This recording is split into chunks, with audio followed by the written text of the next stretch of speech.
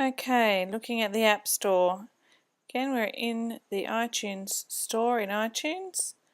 We're going to click on the down arrow next to App Store and you'll see that there's heaps of different categories for you to look through. We'll have a look in education to start with. When we click on the education category, a new section of the iTunes Store will open up. Education is very broad. It can range from anything from apps that are for babies to university relevant ones. It's categorised in the top paid ones at the moment, so they're the top downloads of ones you have to pay for, and over here we've got the top free apps of the moment. These change all the time, obviously, depending on what people are downloading. You'll see there's quite a few. This is page 1 of 548 pages, and you can scroll down and you can work your way through all of those pages if you want to. They're currently sorted by release date. You can filter them in other ways as well. So, for example, we can have a look at the most popular ones. But again, because it's so broad, these aren't necessarily the ones that are going to be relevant for you. You can search the store, for example, if you're looking for one that's for maths, you can type in the little search engine. The iTunes Store will then search through and find everything that's relevant to math. So you've got applications, albums, etc.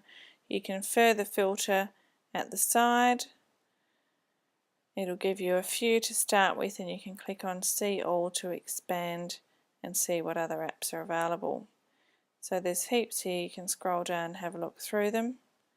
There might be one that you've been recommended by somebody that you don't need to then click on. You can just click on the different section to purchase it, and again I'll need to do that all in the one iTunes Store account on the one machine that I sync all the iPods to, otherwise it causes a few problems.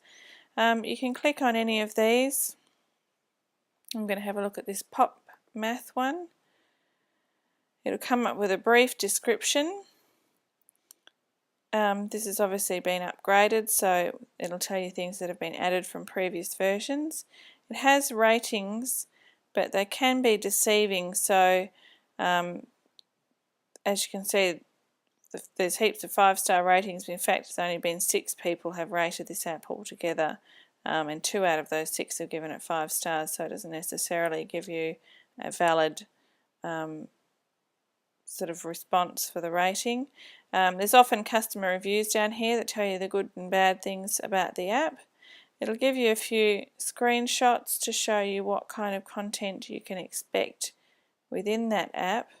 It's sometimes still difficult to tell. Some of the ones that are free ones, and you can see this one here is $1.19. Again, it's not going to break the bank, but we don't want to be buying everything unnecessarily. Ones that have we'll just have a look at this times tables free one. If it's a free one, I don't mind downloading it for you to have a look at, because it doesn't matter if we never actually install it on the iPods, but we can put it on there and you can have a play with it, and then it's easy enough to take off if it's not relevant. One thing to note, a lot of the apps have light written next to them, so I'll just scroll down. For example, this one. The light generally means this is a free version, but there is a paid version available, and you can see that over here. It's the same app. The paid versions usually have more content and don't have any advertising, so that's what we're after to put on the iPods, so that the kids don't have to navigate their way through advertising and possibly end up on the internet. They can just concentrate on the content of the app. But it can often be better to download the free one first, as I said, and have a play with that first. So you can put any sort of search thing in here. So you might want flashcards. There's just such a huge variety of content. Again, I'm going to filter through applications, and you can see all and find out the ones that are relevant. So again, if you've got some on your iPhone, or you've got an iPod Touch, or your friend's got an iPod Touch and you've had a play with some of the apps, then please feel free to contact me and to look at getting them put on the touches for your class to use.